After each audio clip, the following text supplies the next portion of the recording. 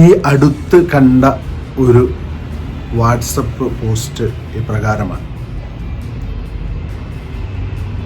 അപ്പുറത്ത് കേൾക്കുവാൻ ഒരാൾ ഉണ്ടാവുക എന്നതാണ് ഏറ്റവും വലിയ കാര്യം.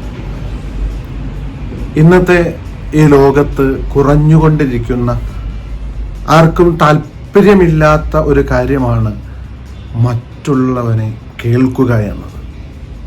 എൻ്റെ വിഷമങ്ങൾ കേൾക്കുവാൻ, എൻ്റെ പ്രയാസങ്ങൾ ഒന്ന് പങ്കുവെക്കുവാൻ, എൻ്റെ സന്തോഷമൊന്ന് പങ്കുവെക്കുവാൻ ഇന്ന് ആരുമില്ല.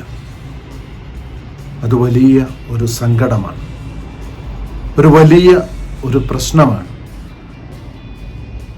സങ്കടങ്ങളായാലും സന്തോഷങ്ങളായാലും പങ്കുവെക്കുവാനായിട്ട് ഒരാൾ ഉണ്ടാവണം.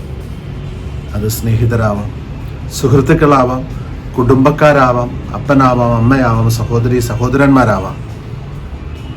അതുമല്ല എങ്കിൽ ആരെങ്കിലുമാവാം.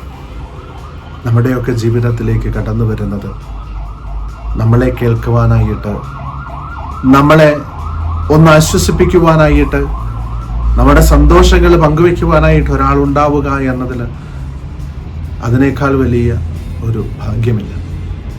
നമുക്ക് നമ്മുടെ ജീവിതത്തിൽ മറ്റുള്ളവരുടെ മുൻപിൽ മറ്റുള്ളവർക്ക് വേണ്ടിയിട്ട് കേൾക്കുന്നവരാകുവാനായിട്ട്, കേൾവിക്കാരാകുവാനായിട്ട് പരിശ്രമിക്കാം. നമ്മെ കേൾക്കുന്ന തമ്പുരാന് ചെവി കൊടുക്കുവാനായിട്ട്, നമ്മുടെ കാര്യങ്ങൾ തമ്പുരാനോട് തുറന്നു പറയുവാനായിട്ട് നമുക്ക് പരിശ്രമിക്കാം.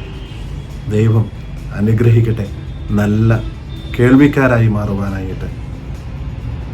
മറ്റുള്ളവരെ കേൾപ്പിക്കുന്നവരാവാതെ സംസാരപ്രിയർ ആവുന്നതിൽ ഉപരിയായിട്ട് മറ്റുള്ളവരെ കേൾക്കുന്നവരായി തീരുവാനായിട്ട് നമുക്ക് പരിശ്രമിക്കാം. തമ്പുരാൻ അനുഗ്രഹിക്കട്ടെ.